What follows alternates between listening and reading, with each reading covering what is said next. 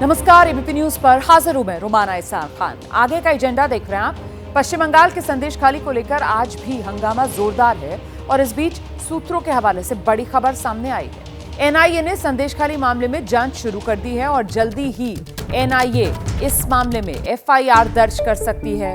NIA ने मुख्य आरोपी शेख शाहजहां की तलाश शुरू की है। टीएमसी के कुछ नेताओं पर यौन उत्पीड़न के आरोप के बाद बंगाल की सियासत उबाल पर है। संदेशखाली में विरोध प्रदर्शन भी चल रहा है।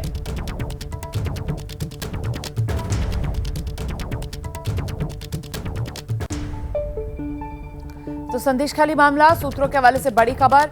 एनआईए ने जांच शुरू कर दी है और जल्दी ही एनआईए इस मामले में एफआईआर दर्ज करेगी।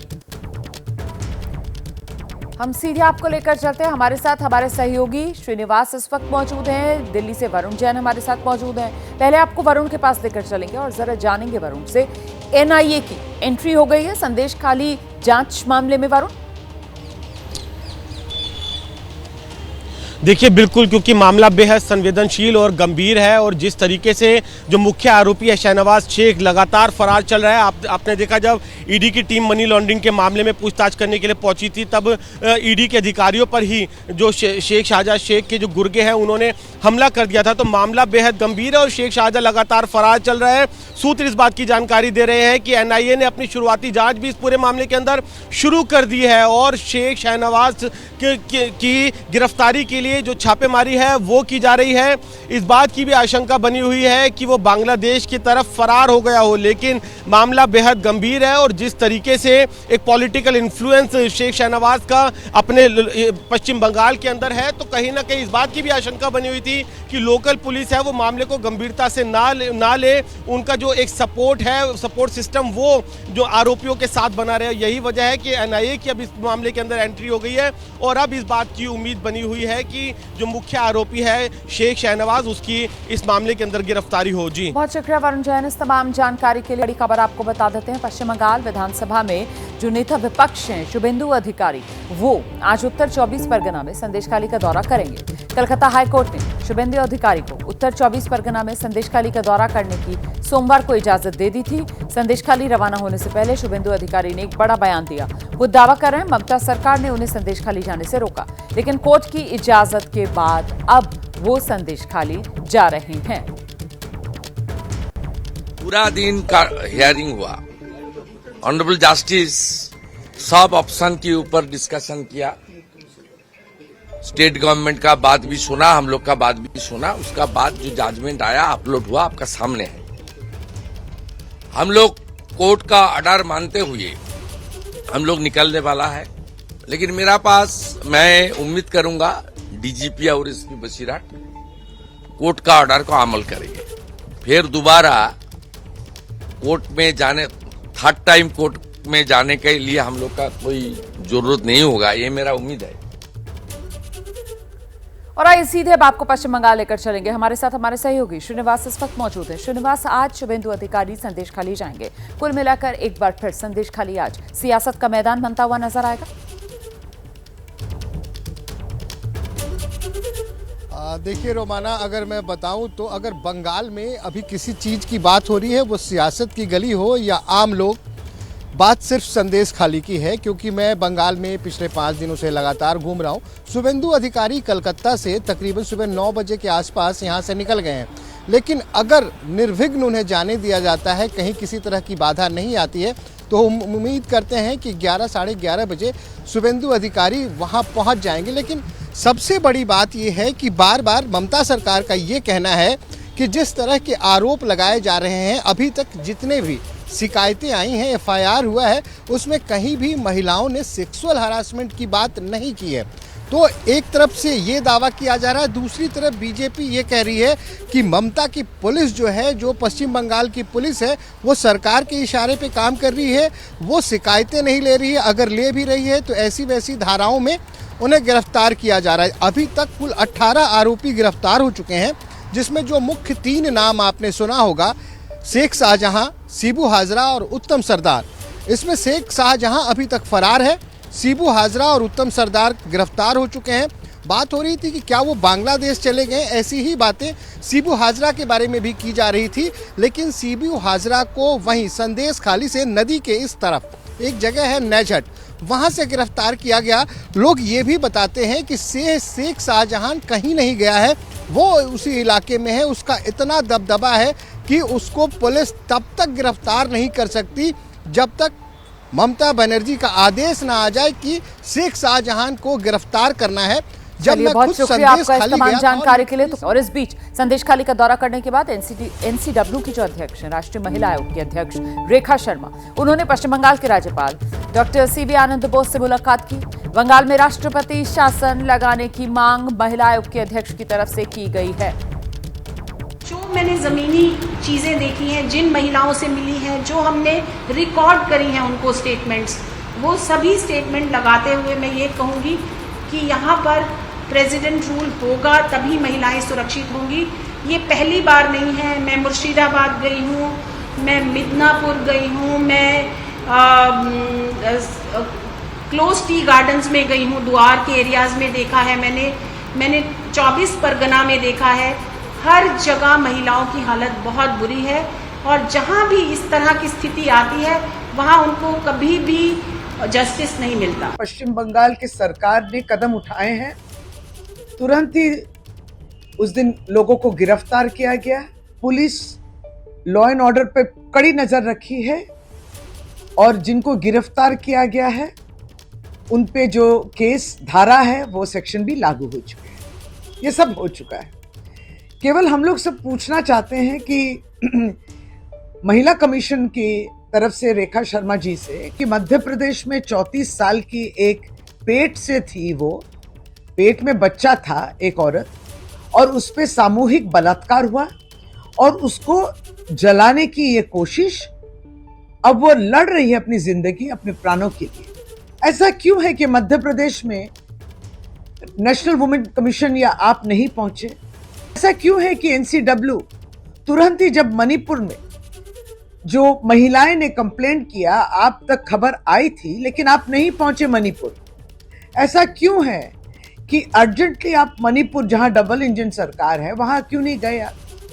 और पश्चिम बंगाल से अब निकलकर बात बिहार की करते हैं। बिहार में सत्ता से बाहर होकर विपक्षी पार्टी आरजेडी बन चुकी है और उसी के नेता तेजस्वी यादव ने लोकसभा चुनाव से पहले आम लोगों से संपर्क साधने की तैयारी की है। इसी के तहत उन्होंने जन विश्वास यात्रा निकालने का फैसला लिया है। यात्रा आज शुरू होगी और 29 फरवरी को समाप्त होगी। मुजफ्फरपुर से सुबह 11 बजे जनसभा होगी पहले, फिर आज सीतामढ़ी, शिवहर में भी जनसभाएं करेंगे, रोड शो भी करेंगे तेजस्वी यादव। 29 फरवरी तक ये तेजस्वी यादव जन विश्वास यात्रा पर रहेंगे। तो 33 जिलों में जाएगी ये जन विश्वास यात्रा। गठबंधन बदलने का कोई रीजन है, उनका ना कोई रीजन है और ना ही गठबंधन बदलने का कोई रीजन है। जनता की आवाज को जो है वो बुलंद करने का काम करेंगे। इन सारे काम को हम लोग जो है लोगों के बीच, जो 17 महीने में जो हम लोगों ने काम किया है, जो 17 साल में नहीं हुआ है, उस काम को जो है हम लोग जो है गिनवाने का काम करेंगे। जो जनता हमारी मालिक है उनके बीच हम लोग जा रहे हैं। जनता बिहार में 2 चुनावों से बिहार की सबसे बड़ी पार्टी बनाने का काम किया है। कि इसको पूरा मनोबल को ऊंचा कर। 17 महीना में जितने नौकरियां दिया इन्होंने, जो काम किया, सब काम किया है और काम करेगा। जनता से अपील है कि इसको पूरा मनोबल को ऊंचा कर। 17 महीना में जितने नौकरियां दिया इन्होंने, जो काम किया, सब काम किया है और काम करेगा। और आइए सीधे अब आपको लेकर चलते हैं हाजीपुर से। हमारे सहयोगी निधि श्री इस वक्त जुड़ गई हैं हमारे साथ और निधि से ही जानते हैं जन विश्वास यात्रा के जरिए तेजस्वी यादव का निशाना कहां है। निधि, बिल्कुल, देखिए रोमाना, जन आशीर्वाद यात्रा आज से शुरू कर रहे हैं तेजस्वी, और कहीं ना कहीं निशाना दोनों तरफ है। जाहिर सी बात है, जो चाचा थे वो साथ हो लिए है एनडीए का, और ये सीधी लड़ाई जिसको तेजस्वी बता रहे हैं 17 साल बनाम 17 महीने, वो 17 महीने जब डिप्टी सीएम रहे तेजस्वी यादव, और बिहार में वो बार बार कह रहे हैं कि इसी 17 महीने में जो काम हुआ है वो हमने कराया है बतौर डिप्टी सीएम पद पर रहते हुए। और एक बार मैं आपको तस्वीरें दिखा दूं, यहाँ पर तमाम आरजेडी के समर्थक, ये आपको सामने विधायक नजर आ रहे हैं मुकेश रोशन, और ये सभी इस वक्त स्वागत के लिए खड़े हैं। यहाँ से लगभग आधे घंटे की दूरी पर वो जगह है मुजफ्फरपुर का, जहाँ पर पहली जनसभा करेंगे आज तेजस्वी, और आज 3 जनसभाएं हैं। और अगर तेजस्वी का ये शेड्यूल देखेंगे रोमाना, तो वो हर दिन कहीं ना कहीं जनसभा कर रहे हैं, और चूंकि मॉडल कोड ऑफ कंडक्ट भी लागू हो जाएगा, उससे पहले उनकी कोशिश है कि लगभग सभी जिलों का दौरा कर ले। और ये देखिए बिहार का मुख्यमंत्री कैसा हो, कुछ ऐसे नारे आपको आज तेजस्वी यादव जी का जन विश्वास यात्रा का शुभारंभ है।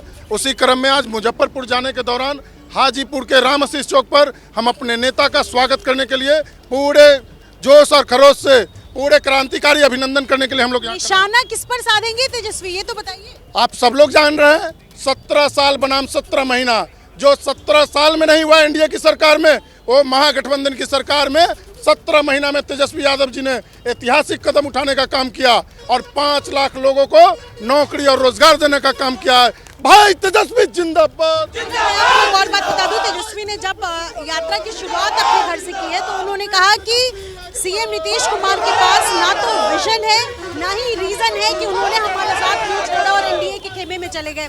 इसके साथ साथ उन्होंने बताया कि माता पिता और पत्नी तीनों की अहम भूमिका उन्होंने बताई है, और मंदिर जाकर उन्होंने पूजा पाठ किए। तो सब कुछ एक जो इमेज बनाने की कोशिश है तेजस्वी की तरफ से, वो ये कि सिर्फ उनकी ही बदौलत, और चूंकि लोकसभा चुनाव भी सर पर है, आरजेडी के खाते में एक भी सीट नहीं पिछले लोकसभा चुनाव में आई थी, तो दोनों ही रीजन उनके पास है तेजस्वी के पास, कि लोकसभा चुनाव और दूसरी तरफ जो उनको लग रहा है कि विश्वासघात हुआ है। ये दोनों, और देखना ये भी दिलचस्प होगा रोमाना कि आज जब वो भाषण देंगे तेजस्वी, उसमें क्या कुछ कहते हैं। जी बहुत शुक्रिया आपका, नजर बनाकर रखिएगा, आगे आपसे अपडेट लेंगे निधि। और ऐसे में देखिए तेजस्वी की ये जो जन विश्वास यात्रा है, इसको लेकर बीजेपी और आरजेडी दोनों में जुबानी जंग शुरू हो गई है। देखिए, पब्लिक जानना चाहती है कि आखिर सरकार में रहते हुए और आप लोग के साथ धोखा क्या हुआ है।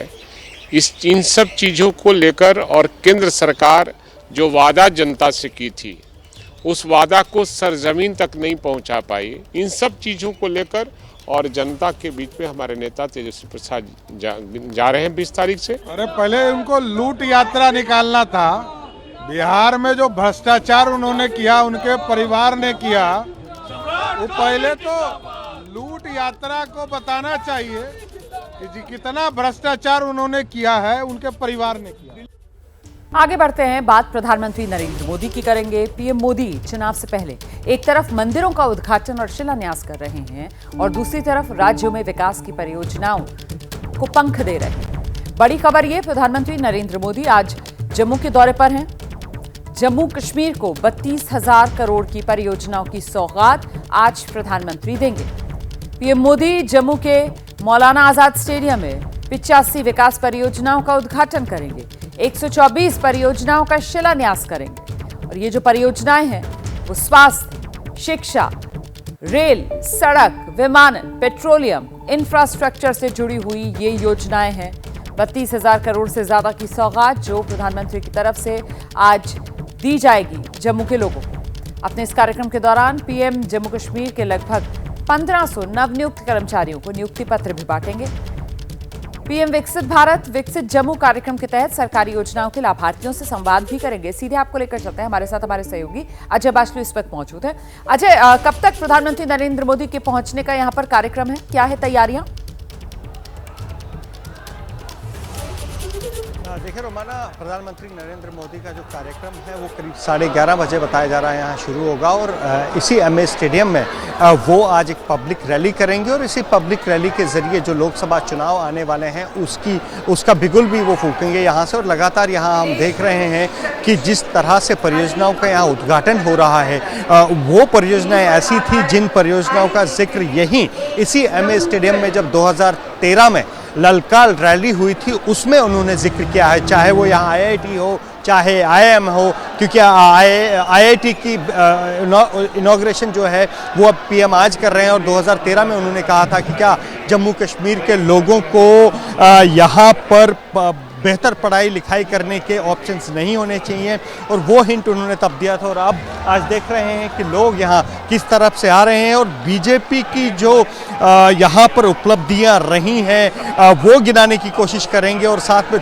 370 धारा हटने के बाद जो यहाँ पर या जम्मू कश्मीर में जो बदलाव हुआ है उस पर भी कहीं ना कहीं पीएम की जो है बात रखेंगे। और साथ में यहाँ पर मैं बता दूं रोमाना, सबसे अहम बात जो है कि जम्मू की 2 सीटें लोकसभा सीटें फिलहाल दोनों बीजेपी के पाले में है, लेकिन कश्मीर की जो 3 सीटें हैं जिसमें से अब जो एक रजौरी, पुंछ और अनंतनाग की सीट है उस पर भी नजर कहीं ना कहीं पीएम टिकाए हुए हैं कि वो और अजय, आप वो प्रधानमंत्री नरेंद्र मोदी की 2013 की रैली में दी गई जिस बयान का जिक्र कर रहे थे वो जरा सुनवाते हैं दर्शकों को। दिसंबर 2013 में पीएम मोदी ने जम्मू कश्मीर की रैली में जम्मू कश्मीर में आईआईटी, आईएएम न होने पर सवाल उठाए थे और अब दोनों की ही शुरुआत होने जा रही है।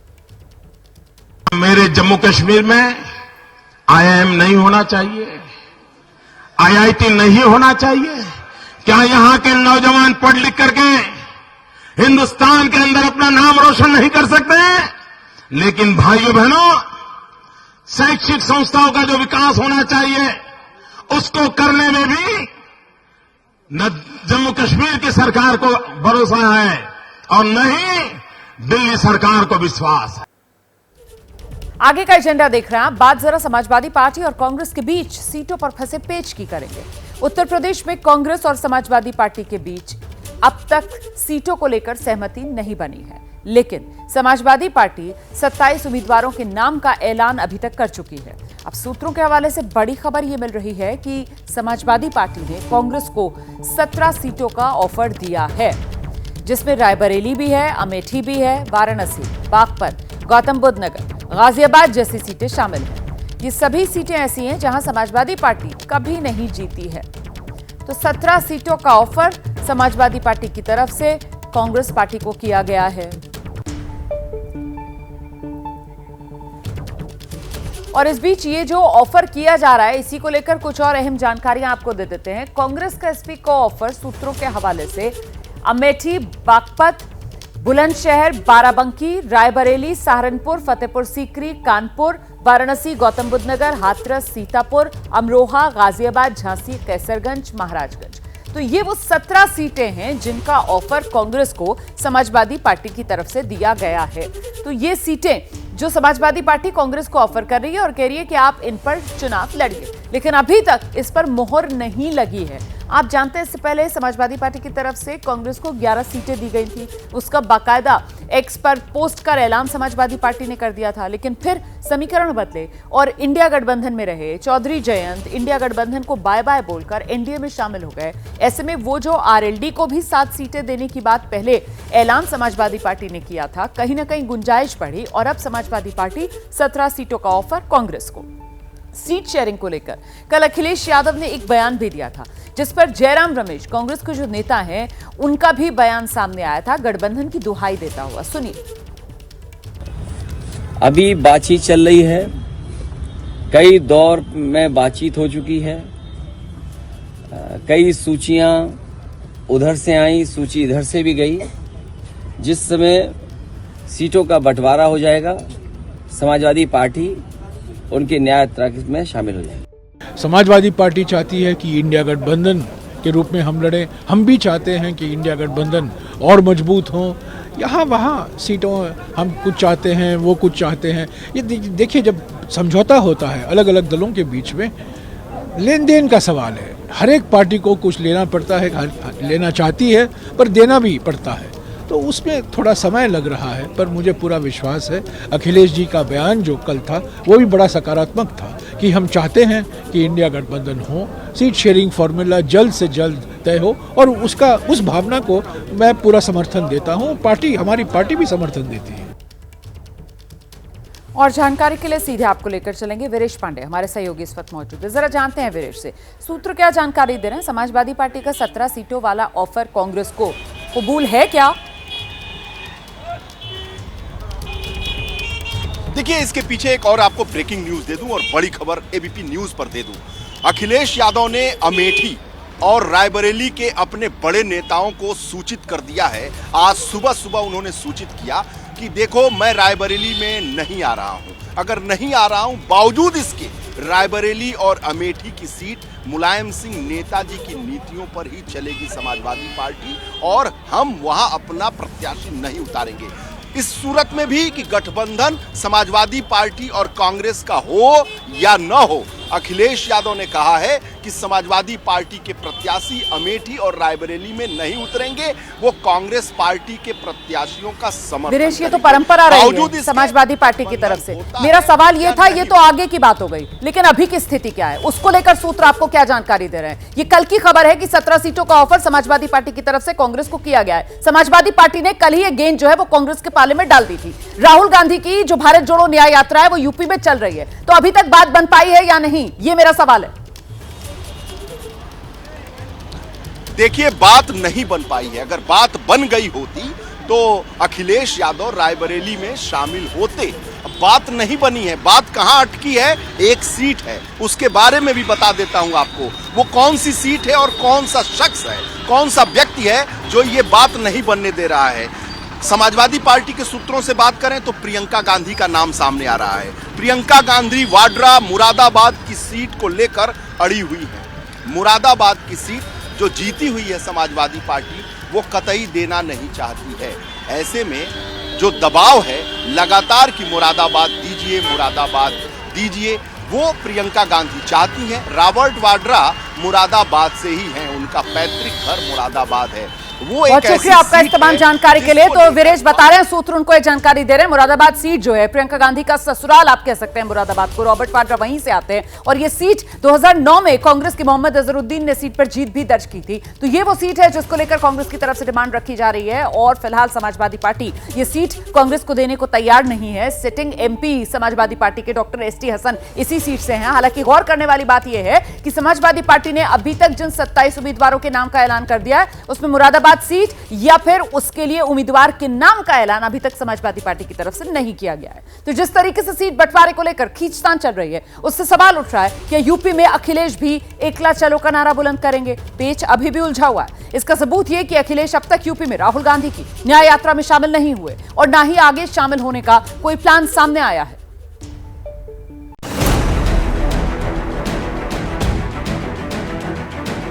उत्कृष्ट नेता को पैतृक सीट से बिना सपा बसपा के सहारे के अकेले कांग्रेस के दम पे चुनाव लड़ना चाहिए। सीटों का बंटवारा हो जाएगा, समाजवादी पार्टी उनकी न्याय यात्रा में शामिल हो जाएगी। अखिलेश जी की गठबंधन में सीट शेयरिंग में न सिर्फ आस्था है, पर बड़ी ईमानदारी से वो ये बात कर रहे हैं। राहुल गांधी की न्याय यात्रा क्या कमाल कर पाएगी अमेठी और रायबरेली? इतना कमाल किया है, अखिलेश यादव छोड़ के भाग गए हैं। भाजपा के छक्के छुड़ाएंगे। जो व्यक्ति अपनी गठबंधन को स्वीकार नहीं है नेता के रूप में, उसको जनता स्वीकार करेगी।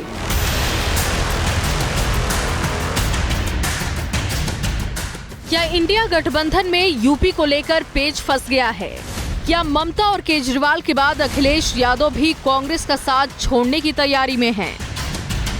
लोकसभा चुनाव की तारीखों के ऐलान की घड़ी धीरे धीरे नजदीक आ रही है, लेकिन इंडिया गठबंधन में सीट शेयरिंग पर पेच सुलझता नहीं दिख रहा है। सीट शेयरिंग के विवाद में गठबंधन की गांठ खुलती जा रही है। सोमवार को राहुल गांधी की न्याय यात्रा अमेठी में थी। अमेठी में न्याय यात्रा में शामिल होने का न्योता समाजवादी पार्टी के मुखिया अखिलेश यादव को भेजा गया था। अमेठी की जमीन से कांग्रेस विपक्षी एकता का संदेश देना चाहती थी, लेकिन दिन भर कांग्रेस नेता इंतजार करते रहे, अखिलेश नहीं आए। समाजवादी पार्टी की तरफ से एक लिस्ट जरूर कांग्रेस के पास आई। इस लिस्ट में यूपी की 17 लोकसभा सीटों का जिक्र है। समाजवादी पार्टी ने गठबंधन के लिए ये सीटें कांग्रेस को ऑफर की हैं। इस ऑफर के साथ ही अखिलेश यादव का बयान भी आया। समाजवादी पार्टी के मुखिया ने साफ साफ और दो टूक ये कह दिया कि कांग्रेस सीट शेयरिंग के ऑफर को कबूल कर ले, समाजवादी पार्टी न्याय यात्रा में शामिल हो जाएगी। अभी बातचीत चल रही है, कई दौर में बातचीत हो चुकी है, कई सूचियां उधर से आई, सूची इधर से भी गई। जिस समय सीटों का बंटवारा हो जाएगा, समाजवादी पार्टी उनके न्याय यात्रा में शामिल हो जाएगी। संदेश साफ है, अगर कांग्रेस 17 सीटों के ऑफर को नहीं मानती तो एक बार फिर से एकला चलो वाली रणनीति ही रहेगी। यूपी को लेकर इंडिया गठबंधन में सीटों का गणित सुलझाने के लिए मीटिंग्स का दौर जनवरी से शुरू हो गया था। समाजवादी पार्टी और कांग्रेस के बीच सीट शेयरिंग को लेकर दिल्ली में 10 जनवरी को पहली बैठक हुई थी। 12 जनवरी को होने वाली दूसरी बैठक टल गई थी। 17 जनवरी को दूसरे राउंड की मीटिंग हुई थी। 17 जनवरी की मीटिंग के बाद समाजवादी पार्टी की तरफ से कहा गया था कि सीट शेयरिंग का आधा रास्ता तय हो चुका है, लेकिन फाइनल फॉर्मूला सामने नहीं आया। इसी बीच 27 जनवरी को अखिलेश ने ट्वीट कर कांग्रेस को 11 सीट देने का ऐलान किया। अब 19 फरवरी को कांग्रेस को 17 सीटें ऑफर की गई हैं। जयंत चौधरी के इंडिया गठबंधन छोड़ने के बाद समाजवादी पार्टी ने कांग्रेस की सीटें बढ़ा दी हैं, लेकिन कांग्रेस इतनी सीटों पर मानने के लिए तैयार नहीं दिखती है। अखिलेश जी की गठबंधन में सीट शेयरिंग में ना सिर्फ आस्था है, पर बड़ी ईमानदारी से वो ये बात कर रहे हैं। और बिल्कुल उनका कहना ठीक है, हम लोग सीट शेयरिंग पे बात कर रहे हैं, हम लोग बिल्कुल एक अच्छे निष्कर्ष पे पहुंचेंगे, एक मजबूत विपक्ष बन के लड़ेंगे और भाजपा के छक्के छुड़ाएंगे। उन्होंने ऐसी कोई कंडीशन हमारे सामने तो नहीं लगाई थी, लेकिन अभी 25 तक यात्रा है उत्तर प्रदेश में, यहाँ के बाद पश्चिमी उत्तर प्रदेश जाएगी, वो कहीं पर भी ज्वाइन कर सकते हैं। हमारे राष्ट्रीय अध्यक्ष जी ने राहुल जी को निमंत्रण दिया था इस यात्रा में शामिल होने के लिए, और राहुल जो उन्होंने इस यात्रा में आने की सहमति दी थी, वो अपने पत्र से लिख कर दिया था कि मैं रायबरेली अमेठी में दोनों में से कहीं भी शामिल होऊंगा। अखिलेश जी ने अच्छे वातावरण में बात चल रही है और बहुत ही जल्द इसका सकारात्मक परिणाम आएगा और निश्चित तौर से इंडिया गठबंधन मजबूती के साथ मिलकर चुनाव लड़ेगा। कांग्रेस के इस वेट एंड वॉच वाली रणनीति के बीच समाजवादी पार्टी ने यूपी में अब तक अपने 27 उम्मीदवार घोषित कर दिए हैं। समाजवादी पार्टी ने उम्मीदवारों की पहली लिस्ट 30 जनवरी को जारी की थी। इसमें 16 उम्मीदवार थे। 19 फरवरी को जारी दूसरी लिस्ट में 11 उम्मीदवार हैं। यानी समाजवादी पार्टी धीरे धीरे अपने उम्मीदवार उतार रही है। वहीं कांग्रेस अभी गठबंधन को लेकर असमंजस में है। दरअसल गठबंधन का पेच चंद सीटों को लेकर उलझ गया है। कांग्रेस मुरादाबाद सीट अपने लिए चाहती है। समाजवादी पार्टी के एसटी हसन मुरादाबाद से सांसद हैं। 2009 में ये सीट कांग्रेस के टिकट पर मोहम्मद अजहरुद्दीन ने जीती थी। 2024 में कांग्रेस इस सीट से अपना उम्मीदवार उतारना चाहती है। सूत्रों के मुताबिक समाजवादी पार्टी की तरफ से कांग्रेस को 17 सीटों का जो नया ऑफर भेजा गया है, उसमें से मुरादाबाद का नाम नहीं है। मुरादाबाद को लेकर मामला यहां तक उलझा है कि सिटिंग सांसद होने के बाद भी अखिलेश चाहकर भी इस सीट से उम्मीदवार का ऐलान नहीं कर पा रहे हैं। बाकी जिन सीटों पर समाजवादी पार्टी के सांसद हैं, वहां प्रत्याशियों का ऐलान हो चुका है। आज अखिलेश यादव मुरादाबाद के दौरे पर रहेंगे। यहां वो विधायक नवाब खान के पारिवारिक कार्यक्रम में शामिल होंगे। यूपी में राहुल गांधी की न्याय यात्रा का दूसरा फेज भी 24 फरवरी को मुरादाबाद से ही शुरू होगा। यानी दोनों पार्टी मुरादाबाद पर दावा नहीं छोड़ना चाहती हैं। चर्चा कुछ दूसरी सीटों को लेकर भी तनातनी की है। अखिलेश यादव जी कह रहे हैं कि हाँ जुड़ेंगे, यात्रा में जुड़ेंगे। और भारत जोड़ो न्याय यात्रा अलायंस की तो नहीं है, इंडिया अलायंस की, वो कांग्रेस पार्टी की है। कांग्रेस पार्टी अपने उनके लीडर पूरे वहाँ पे घूम रहे हैं, जैसे उन्होंने नॉर्थ साउथ किया था, ईस्ट वेस्ट कर रहे हैं। तो उसमें जुड़ने ना जुड़ने से हमें ये नहीं देखना है कि इंडिया अलायंस किसी तरीके से कमज़ोर है या जो भी है। मजबूती से हम लड़ रहे हैं, मजबूती से हम लोग साथ खड़े हुए हैं और आने वाले समय में हम चुनौती देंगे। राहुल गांधी की काबिलियत पर इतना नाज है कांग्रेस के नेतृत्व को, तो बिना किसी के सहारे के अकेले कांग्रेस के टिकट पे चुनाव लड़वा कर देख लो। दूसरा, अगर वाकई वो मानते हैं कि राहुल गांधी को उनकी इंडी अलायंस एक उत्कृष्ट नेता के रूप में देखती है, तो कोशिश कर लो उनको अलायंस का नेता घोषित करवाने में। चर्चा ये है कि कांग्रेस वो सभी सीटें चाहती है जो उसने 2009 में जीती थी।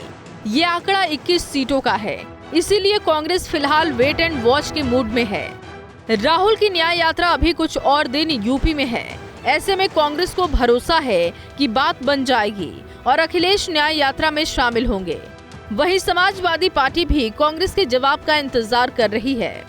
Bureau report, ABP news. एक और बड़ी खबर आपको बता देते हैं। राहुल गांधी की यात्रा को लेकर जानकारी ये सामने आ रही है कि राहुल की भारत जोड़ो न्याय यात्रा में अखिलेश यादव शामिल नहीं होंगे। सूत्रों के हवाले से बड़ी खबर है। रायबरेली में यात्रा में शामिल नहीं होंगे अखिलेश, ये बता रहे हैं सूत्र। अखिलेश ने कांग्रेस को 17 सीटों की लिस्ट भेजी है। इस लिस्ट पर अभी तक कांग्रेस की तरफ से सहमति नहीं दी गई है। यही वजह है वीरेश पांडे कि अखिलेश यादव जब तक सीटों पर सहमति नहीं भारत जोड़ो न्याय यात्रा से दूरी बनाए हुए हैं। निश्चित रूप से अखिलेश यादव बहुत निराश है। निराश इस लिहाज से है कि मुरादाबाद सीट को लेकर प्रियंका गांधी अड़ गई हैं कि मुरादाबाद सीट कांग्रेस को दी जाए, और वो सीट समाजवादी पार्टी जीती हुई है। 2019 में समाजवादी पार्टी कतई उस सीट को देना नहीं चाहती है। हालांकि समाजवादी पार्टी ने अपने कैंडिडेट अभी वहां से घोषित नहीं किए हैं और कांग्रेस को भी वो सीट नहीं दी है।